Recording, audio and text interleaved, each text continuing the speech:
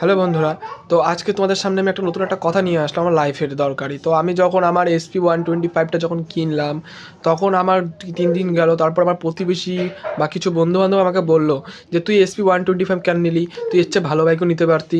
তো আমি তাদেরকে একটা উদ্দেশ্য করে একটা কথা বলতে চাই যে দেখো, তোমাদের নিজেদের বাড়িতে তো কোনো গাড়ি নেই।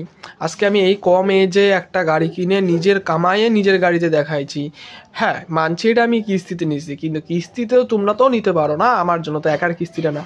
তো এবার দেখো, তোমাদের বাড়িতে কোনো গাড়ি নেই, এবার আমার বাড়িতে গাড়ি আছে, এবার তোমাদের নিশ্চয়ই ফাটতেছে, যার জন্য তোমরা এই কথাটা বলতেছো। আচ্ছা, আমার এসপির গাড়ি বয়স্কদের গাড়ি, সেটা আমি মানলাম। আচ্ছা, এখানে কি কোথায় লেখা আছে বয়স্কদের গাড়ি?